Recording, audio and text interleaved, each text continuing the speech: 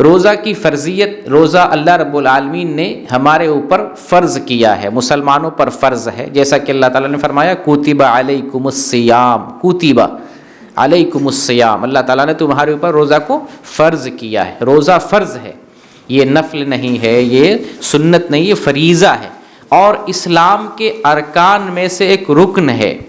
اسلام جس سے قائم ہے، جس بنیاد پر اسلام ٹکا ہوا ہے، ان بنیادوں میں سے ایک بنیاد روزہ ہے۔ اگر کوئی مسلمان ہو کر اس بنیاد کو تسلیم نہیں کرتا، وہ مسلمان نہیں کہلائے گا، یا اس رکن کا انکار کرتا ہے، روزہ کی اہمیت نہیں دیتا، اس کی فرضیت کا انکار کرتا ہے، اس کو رکھنے سے کوئی مطلب نہیں ہے، تو ایسا آدمی اسلام کی بنیاد کو ڈھاتا ہے اور وہ اپنے آپ کو اسلام سے نکال رہا ہوتا ہے۔ ایک طرف اگر روزے کی کا انکار کریں گے تو دوسری طرف آپ اسلام سے نکل بھی جائیں گے۔ تو روزہ فریضہ ہے، فرض ہے۔ کس پر فرض ہے؟ ہر مسلمان جو عاقل ہو، بالغ ہو اور صحت مند ہو، بیمار نہ ہو، مقیم ہو۔ عاقل ہو، دیوانہ اور مجنون نہ ہو، دیوانہ اور مجنون پر یا بچے پر روزہ فرض نہیں، عاقل ہو اور بالغ بھی ہو، یعنی باشعور ہو، بچہ نہ ہو، باشعور اس پر فرض ہے، صحت مند ہو، بیمار نہ ہو، صحت مند ہو، اس پر روزہ فرض ہے، اور مقیم ہو، مسافر نہ ہو، مسافر حالت سفر میں اس کے لیے روزہ چھوڑنے کی اجازت ہوتی ہے، مقیم ہو، تو ایسے آدمی پر روزہ فرض ہوتا ہے، روزہ فریضہ ہے۔ اگر عمر کے اعتبار سے پوچھیں گے کس بچے پر روزہ فرض ہے، یا کس لڑکی پر روزہ فرض ہے، یا کس عمر میں بچہ اور بچی پر روزہ فرض ہوتا ہے، تو عمر متعین نہیں ہے۔ متعین کیا ہے؟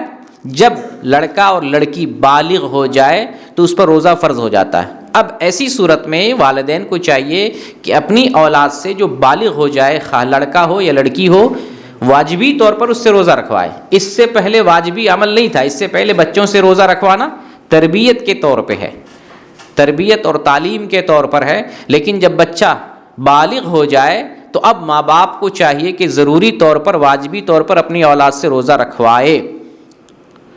ٹھیک ہے، بہت سارے جیسے ہمارے پاس مسائل آتے ہیں، ہمیں پتہ چلا ہے کہ بعض ایسی لڑکیاں جن کی شادی طے ہوتی ہے شوال کے مہینے میں، رمضان کے بعد شوال کے مہینے میں، والدین روک دیتے ہیں رمضان میں روزہ نہ رکھو، بیٹی بیمار ہو جائے گی، بیٹی کمزور ہو جائے گی۔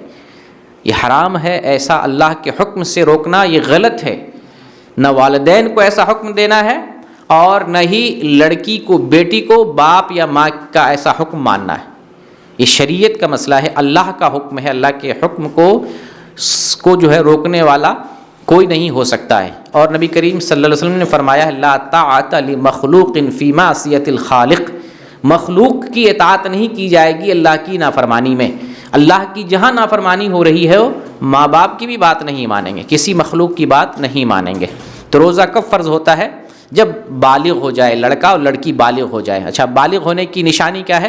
نشانی ہے لڑکی ہے تو حیض آنے لگے، ٹھیک ہے، احتلام ہونے لگے، یا غیر جو زیر ناف ہے یا بغل کے بال ہیں وہ ظاہر ہو جائیں، لڑکا ہے تو اسے احتلام ہو جائے، موج داڑھی آ جائے، بغل کے بال آ جائیں، زیر ناف آ جائیں، یہ بلوغت کی نشانی ہے۔ اس عمر کو جب لڑکا پہنچ جائے، لڑکی پہنچ جائے تو اس کے اوپر روزہ فرض ہے، اور وہ شریعت کا مکلف ہے، شریعت کے تمام امور کا وہ مکلف ہو جاتا ہے۔